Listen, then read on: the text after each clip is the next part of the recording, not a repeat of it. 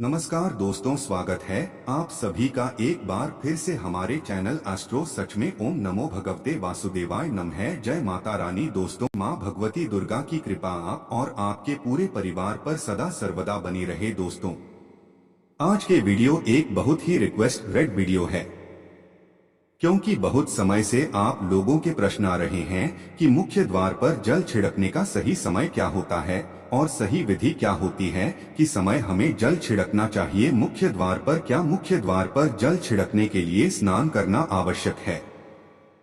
यह बिना स्नान किए भी मुख्य द्वार पर जल का छिड़काव किया जा सकता है।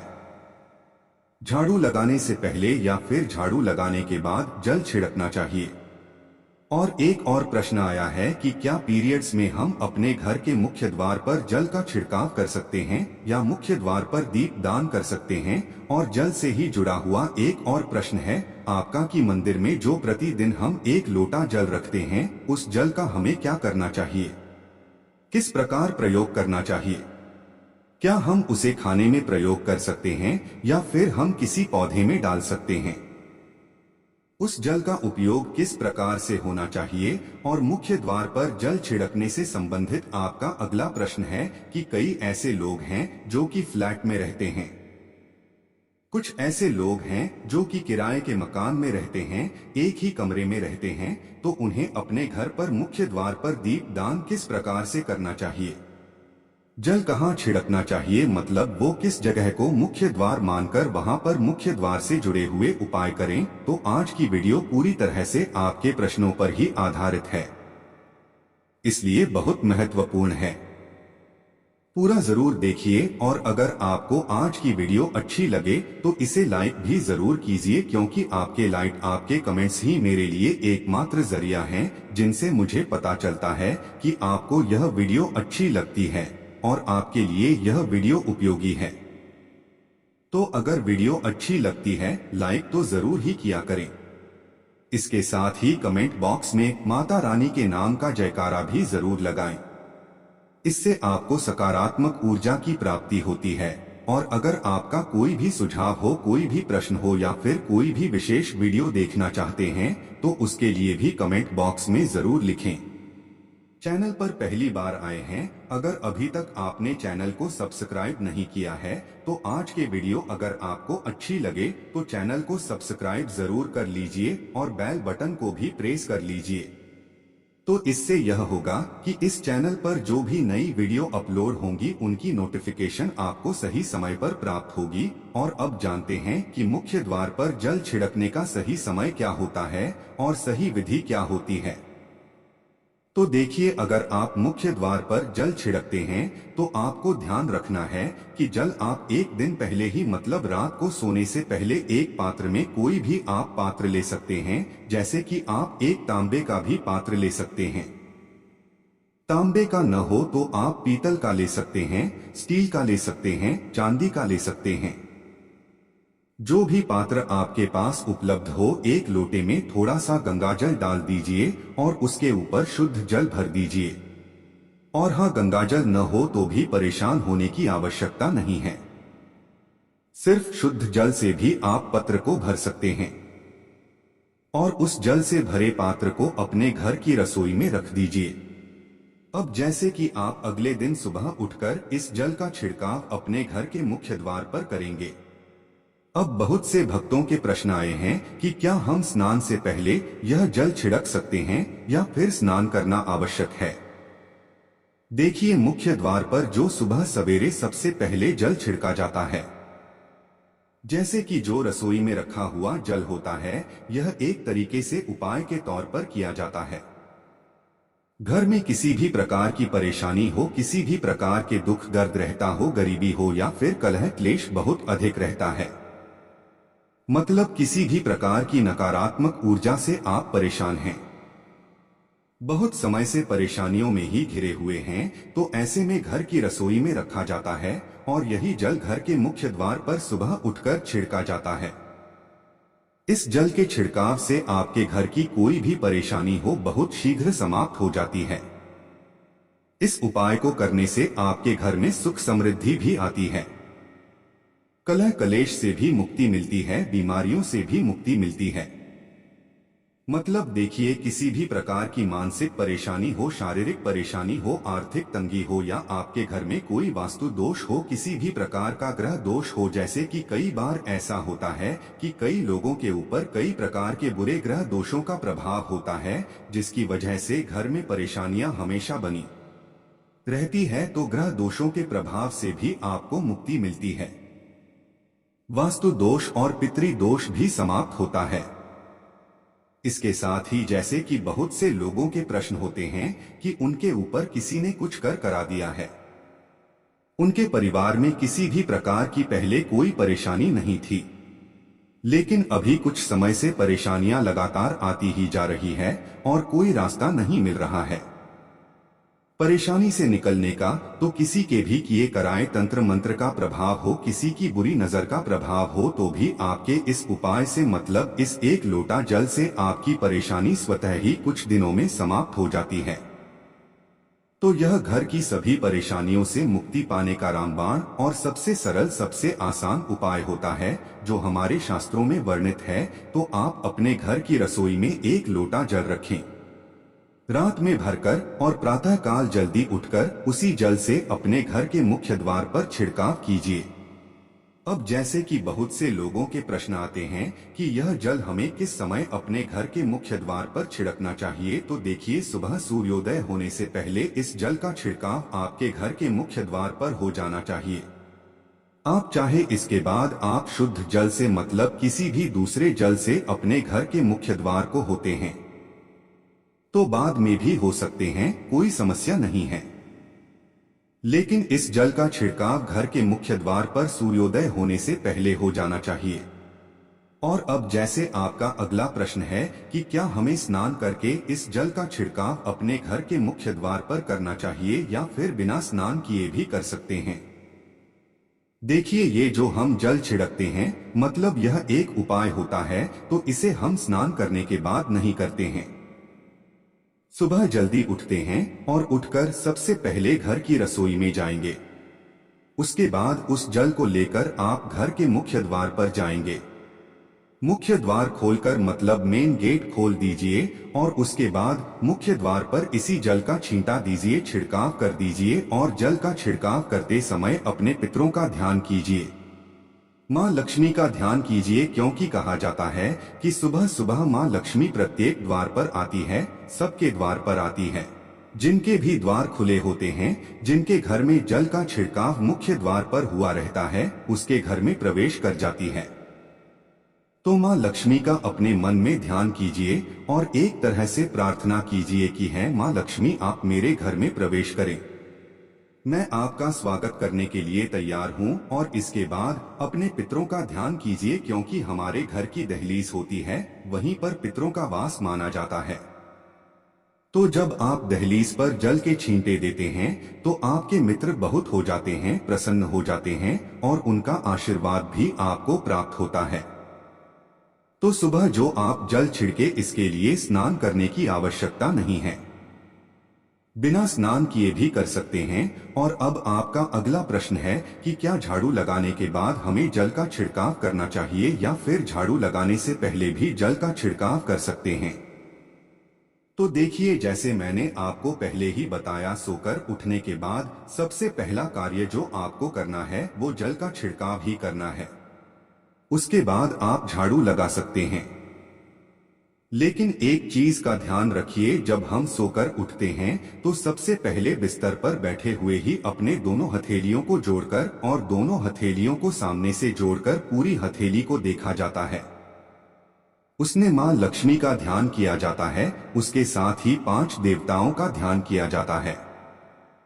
पंच देवता कौन कौन से होते हैं? माँ दुर्गा, भगवान शिव, भगवान श्री हरि, विष्णु, गणपति, गजानन और भगवान सूर्य देवता। पंच देवताओं का ध्यान हम अपने हाथों में ही करते हैं, हथेलियों में ही करते हैं। कराकर वास्ते लक्ष्मी गंभीर सरस्वती कर मूले तू गोविंदा प्रभाती प्रदर्शन। हम इस मंत्र का उच्चारण आप चाहें तो कर सकते हैं, नहीं करते हैं तो भी कोई बात नहीं। अपने इष्ट देवता का और 5 देवताओं का ध्यान अपनी हथेलियों में कर लीजिए।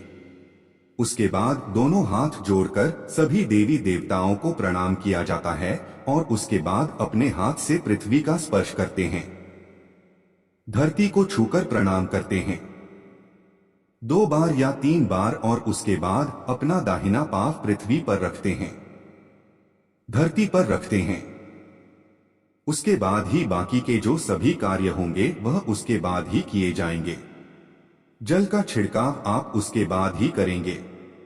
मतलब सुबह उठने के बाद सबसे पहले हथेलियों के दर्शन, फिर धरती को प्रणाम कीजिए, फिर धरती पर पैर रखिए और उसके बाद रसोई में जाकर आपको जल लेना है और घर का मुख्य द्वार खोलकर मुख्य द्वार पर जल का छिड़काव करना है। माँ लक्ष्मी का और अपने पितरों का ध्यान करना है। उसके बाद आप अपने घर में आ जाएंगे और उसके बाद जो भी आपके रूटीन वर्क होते हैं, मतलब झाड़ू लगाएंगे या फिर आप स्नान करेंगे, ये सभी कार्य उसके बाद किए जाएंगे। और अब जैसे कि कई लोगों के प्रश्न आते हैं कि जब हम जल का छिड़काव करते हैं क्या उसी समय हम घर के मुख्य द्वार पर झाड़ू लगाकर और पानी डालकर क्या हम मुख्य द्वार की अच्छे से सफाई कर सकते हैं? जी हाँ, बिल्कुल कर सकते हैं। पहले आप जो रसोई में रखा हुआ जल है उस जल का छिड़काव कर दीजिए। उसके बाद और भी पानी डालकर, मतलब अगर आपके पास जल और उपलब्ध है तो और जल लेकर और घर के मुख्य द्वार की अच्छी तरह से झाड़ू से या कैसे भी सफाई कर सकते हैं। और कई लोगों की रचनाएं हैं कि हम किसी फ्लैट में रहते हैं या फिर किसी ऐसे कमरे में रहते हैं किराए के कमरे में कि हमारे पास एक ही कमरा है तो हम जल का छिड़काव या फिर दीपदान कहाँ पर करें? किसी हम अपना मुख्य द्वार माने देखिए जो आपका अपना कमरा है या फिर जो फ्लैट है आपका जहाँ पर आपका ने लेख लगा हुआ है, आप उसी स्थान पर दीपदान करेंगे और उसी स्थान पर आपको जल का छिड़काव करना है। मतलब जहां पर आपका अगर एक ही कमरे का मकान है तो आपके कमरे का दरवाजा है, वहीं पर आपको थोड़ा सा जल छिड़कना है और वहीं पर आप दीपदान भी करेंगे जो कि मुख्य द्वार से जुड़े हुए उपाय होते हैं। वह आप अपने घर के, मतलब जो अपना कमरा है उसके बिल्कुल दरवाजे के पास ही करेंगे। और आपका अगला प्रश्न है कि क्या पीरियड्स में हम अपने घर के मुख्य द्वार पर जल का छिड़काव कर सकते हैं, दीपदान कर सकते हैं? देखिए, जल का छिड़काव करने के लिए पीरियड्स हो या ना हो उसे कोई फर्क नहीं पड़ता, आप जल का छिड़काव कर सकते हैं। रही बात दीपदान की, तो दीपदान देखिए कार्मिक पूजा में आ जाता है और कार्मिक पूजा हम बिना शुद्ध हुए नहीं कर सकते हैं। मतलब पीरियड समाप्त होने के बाद ही आप कर सकते हैं। बाकी जल का छिड़काव आप कभी भी कर सकते हैं, पीरियड्स में भी कर सकते हैं, कोई समस्या नहीं है। और अब आपका प्रश्न है कि क्या मंदिर में जो हम जल रखते हैं क्या वो रखना जरूरी है, और अगर हम रखते हैं तो उस जल का क्या करें? देखिए, मंदिर में जल रखना बहुत आवश्यक है। जल एक ऐसी चीज होती है जिसमें सभी प्रकार की जो एनर्जी होती है ऑब्जर्व हो जाती है। तो जो हम पूजा पाठ करते हैं, मंत्रों का जप करते हैं या वहां पर प्रार्थना करते हैं, जो भी हमारे अपने मन की कामना भी कहते हैं भगवान से, तो सभी चीजें उस जल में समाहित हो जाती है। इसलिए पूजा करने से पहले घर के मंदिर में एक लोटा जल रखा जाता है और उसके बाद दीपदान, मतलब एक दीपक प्रज्वलित कर दिया जाता है। यह अग्नि और जल का एक तरह से बैलेंस भी हो जाता है और इसलिए शास्त्रों के अनुसार घर के मंदिर में एक लोटा जल भी हमेशा होना चाहिए और दीपक भी प्रज्वलित करना चाहिए। तो अब इस जल का करना क्या चाहिए? देखिए, जब हम जल रखते हैं सुबह की पूजा में रखते हैं, मतलब सुबह जो हम पूजा करते हैं प्रातःकालीन पूजा, उस समय जल रखा जाता है और वह जल हम अगले दिन उठाते हैं। मतलब जब आप अगले दिन पूजा करने जाते हैं स्नान इत्यादि करने के बाद, तो आप उस जल को उठाते हैं। सबसे पहले तो उस जल का प्रयोग सुन लीजिए। आप अपने घर के सारे कमरों में, मतलब पूरे घर में उस जल का छिड़काव करते हैं, तो इससे आपके घर का शुद्धिकरण हो जाता है क्योंकि वह बहुत ही पॉजिटिव एनर्जी से भरा हुआ जल होता है। उस जल का छिड़काव करने से किसी भी प्रकार की नकारात्मक ऊर्जा का प्रवेश आपके घर में नहीं होता। किसी भी प्रकार की परेशानी आपके घर में हो, अगर आप नियमित तौर पर उस जल का छिड़काव करें अपने घर में, तो निश्चित ही आप परेशानियों से मुक्ति पा जाते हैं कि यह कराएं, तंत्र मंत्र के प्रभाव से मुक्ति पा जाते हैं। दूसरा इसका उपाय आप कर सकते हैं, जैसे कि घर में कोई बीमार है तो आप इस जल को उस व्यक्ति को पीने के लिए दे सकते हैं और यह जल इतना पावरफुल होता है कि इस जल को पीने से बड़ी बीमारियों से मतलब लंबी बीमारियों से भी धीरे धीरे राहत मिलने लग जाती है। कई बार होता है न कि आप लोगों के प्रश्न आते हैं कि दवाई तो हम कर रहे हैं लेकिन दवाई हमें लगता ही नहीं है, दवाई का कोई प्रभाव ही देखने को नहीं मिलता। तो ऐसे में अगर उस जल को पीने के लिए रोगी को दिया जाए तो बहुत अच्छी दवाइयां काम करने लग जाती है। और जैसे कि परिवार में अगर बहुत अधिक कलह क्लेश रहता है, हमेशा आपस में सामंजस्य बनता ही नहीं है, आपस में हर बात पर मतभेद होता है, तो परिवार के सभी सदस्य इस जल में से अगर थोड़ा थोड़ा पीते हैं तो धीरे धीरे विचारों में परिवर्तन आने लग जाता है, सकारात्मक विचार सभी के होने लग जाते हैं और आपस में समन्वय होने लग जाता है। पर से कलह क्लेश और मतभेद हमेशा के लिए समाप्त हो जाता है। और मंदिर में रखे हुए जल का अगला उपाय क्या है? देखिए, अगर आप कोई दुकान करते हैं, कोई व्यापारिक स्थल है आपका, तो प्रतिदिन इसी जल में से थोड़ा सा जल ले जाकर दुकान पर व्यापारिक स्थल पर छिड़काव कीजिए। इससे आपका दुकान आपका काम बहुत अच्छा चलता है, मतलब किसी भी प्रकार की परेशानी आपके व्यापारिक स्थल पर नहीं आती है, क्योंकि जैसा मैंने आपको बताया ये जो जल होता है बहुत पावरफुल होता है, बहुत पॉजिटिव होता है। तो इस जल का छिड़काव करने से बहुत सारी परेशानियां स्वतः ही समाप्त हो जाती है। जैसे अगर आपके दुकान पर किसी की नजर लगी है, बहुत से लोगों के प्रश्न आते हैं कि हमारे काम को किसी ने बांध दिया है, मतलब किसी की बुरी नजर ऐसी लग गई है कि पहले तो दुकान बहुत अच्छी चलती थी अब नहीं चल रही है, तो आप इस उपाय को कर सकते हैं। निश्चित ही बहुत जल्द ही आपको परेशानियों से मुक्ति मिल जाती है और दिन दूनी रात चौगुनी आपके व्यापार में तरक्की होती है। और हाँ, मंदिर में रखे हुए जल को आप अपने घर की रसोई में खाना बनाने में पीने में भी प्रयोग कर सकते हैं, लेकिन खाना बनाने में प्रयोग तभी कीजिए जबकि आपके घर में बिल्कुल सात्विक भोजन बनता हो, मतलब लहसुन प्याज अगर आपके घर में बनता हो तो खाना बनाने में इस जल का प्रयोग नहीं किया जा सकता है। फिर आप इस जल को थोड़ा थोड़ा परिवार के सदस्य मिलकर ग्रहण कर सकते हैं और बचे हुए जल को आप अपने घर में पौधों में डाल सकते हैं। तो देखिए, ऐसा नहीं है कि मंदिर पर रखा हुआ जल बेकार होता है, किसी काम का नहीं होता है, बहुत सारे उपयोग इस जल के होते हैं। अगर हम सही तरीके से प्रयोग करें तो अपने जीवन की बहुत सारी परेशानियों का समाधान मात्र एक लौटे जल से हम कर सकते हैं। तो ध्यान रखिए कि मंत्रों से अभिमंत्रित जल बहुत महत्वपूर्ण होता है, बहुत शक्तिशाली होता है और हमारे घर के मंदिर पर रखा हुआ जल देवताओं का आशीर्वाद होता है, क्योंकि पूरे समय वह देवताओं के पास होता है, देवी देवता वहां पर रहते हैं। तो उस जल में हर प्रकार की शक्ति समाहित होती है जो कि सकारात्मक शक्तियां होती है। और इस जल का प्रयोग अगर हम सही तरीके से करते हैं, मतलब उसको पीने में करते हैं, खाना बनाने में करते हैं, घर में जल का छिड़काव करने में करते हैं, तो इससे हमारी समस्याओं का समाधान होता है। और अगर कोई भी कार्य नियमित तौर पर मतलब प्रतिदिन किया जाता है तो उसका हमें लाभ प्राप्त होता है।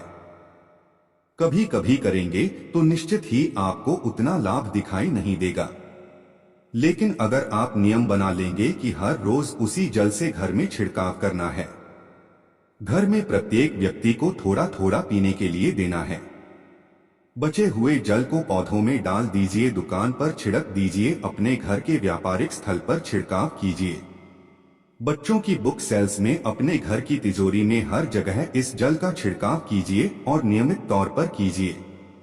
चमत्कार आपको निश्चित ही देखने को मिलेगा। इसी प्रकार से जो रसोई में रखा हुआ जल होता है उसका छिड़काव अपने घर के मुख्य द्वार पर कीजिए, तो इसका भी आपको लाभ बहुत ही शीघ्र दिखाई देगा, लेकिन इसे अपने रूटीन में शामिल करना होगा। प्रतिदिन नियम से यह कार्य करना होगा, तभी आपको लाभ देखने को मिलेंगे। और हाँ, कई लोगों के प्रश्न आते हैं कि मंदिर पर जो रखा हुआ जल होता है तो जब हम अगले दिन उठाते हैं तो उसमें कई बार कुछ चीजें पड़ जाती है, कोई कीड़े मकोड़े पड़ जाते हैं, क्योंकि खुला होता है, तो क्या हम उसे ढक सकते हैं? जी हाँ, बिल्कुल ढक सकते हैं। जब आप पूजा करते हैं सुबह के समय, तो जब तक पूजा कर रहे हैं, जब तक मंत्रोच्चारण कर रहे हैं, तब तक जल खुला रखिए। और उसके बाद जैसे कि आप पूजा पर से उठते हैं तो उससे पहले जल को किसी भी प्लेट से या कटोरी से ढक दीजिए। फिर जब आप अगले दिन उस जल को उठाएंगे तो बिल्कुल शुद्ध और साफ सुथरा जल आपको मिलेगा और उस जल का प्रयोग आप अपने किसी भी कार्य में कर सकते हैं। तो दोस्तों, यह है आज की वीडियो। उम्मीद करता हूँ आपके सभी प्रश्नों के उत्तर वीडियो में मिल गए होंगे। इसके अलावा भी अगर आपका कोई प्रश्न हो तो कमेंट बॉक्स में लिख सकते हैं।